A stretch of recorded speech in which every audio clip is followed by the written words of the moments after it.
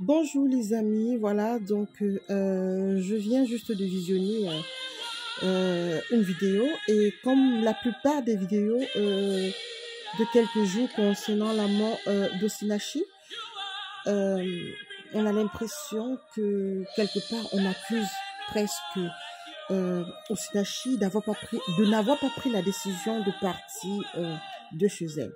C'est vrai que je connais un peu le caractère que j'ai. Je suis une femme très forte de caractère. Je préfère être très souvent joyeuse, festive, la positive attitude parce que je pense que c'est le meilleur traitement qu'on puisse avoir pour ce monde où, quelque part, les gens ne se posent pas des vraies questions. On n'est jamais à la source du problème, mais on est toujours à la fin du problème. Et déjà, je m'excuse de faire une vidéo comme ça dans cette tenue, mais c'est pas si grave que ça parce que franchement, je m'apprête à dormir.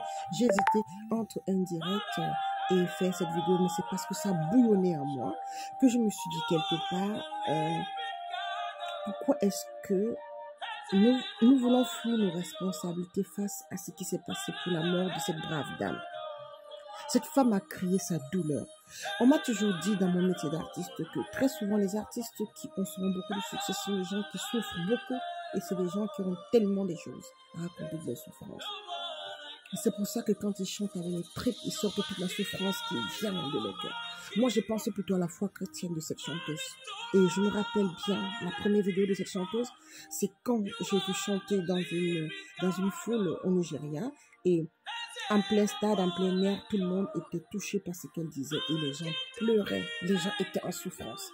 J'ai essayé de trouver les paroles. Je me suis dit, effectivement, les paroles sont tellement puissantes que pour tout le monde, quand tu n'as que le seul espoir qui peut t'accrocher, qui est la bienveillance et l'amour de l'Éternel pour te sortir de toutes tes difficultés, tu ne peux que aimer cette chanson qui passe en fond sonore.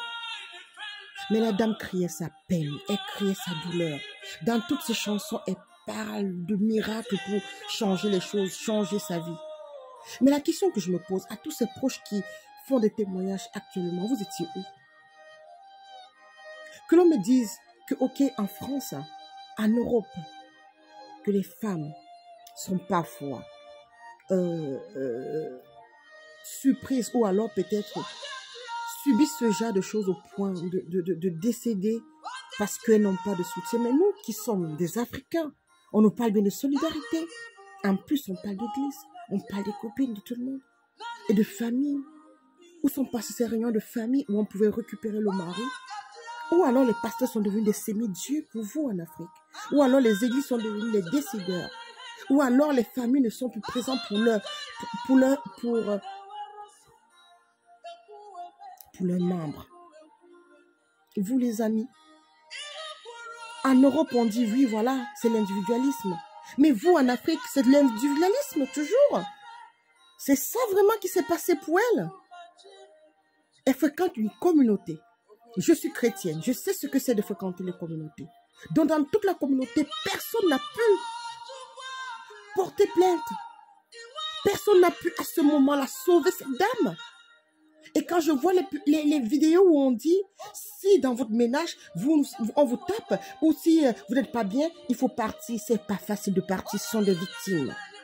Avant d'arriver à accepter d'avoir des coups, sachez que c'est des gens qui ont été manipulés. C'est des gens qui ont été rabaissés. C'est des gens qui ont perdu toute estime d'eux. Ce sont des gens qui ont été brisés, qui ne font plus la part des choses, qui ont besoin d'aide.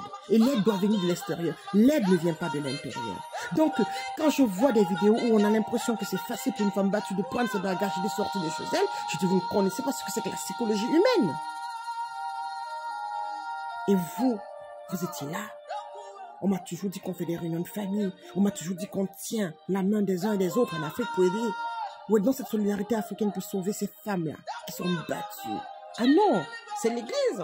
Non, ce sont les pasteurs qui sont vos dieux maintenant. Vous êtes incapables de décider. Vous êtes incapables de réfléchir. Maintenant, vous sortez des témoignages. Vous venez nous raconter des choses sur la toile.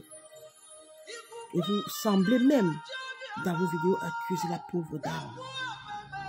Que savez-vous de la douleur qu'elle a vécue au quotidien? D'être peut-être rabaissée chaque fois, battue, malmenée et personne personne. Elle a crié sur scène son besoin de secours. Vous qui étiez tous autour d'elle, vous avez su qu'elle vivait ça. Vous n'avez rien fait. Alors je vous accuse de non-assistance à personne en danger. Eh oui, c'est ça.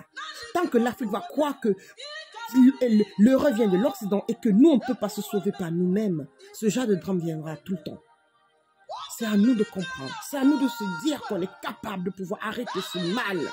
Parce que ici, les instances sociales prennent la relève. Même si quelque part, les femmes battues par cherchent le secours et qui n'ont pas parfois la possibilité d'être secourues, au moins, il y a des portes qui s'ouvrent pour elles. Oh mon Dieu!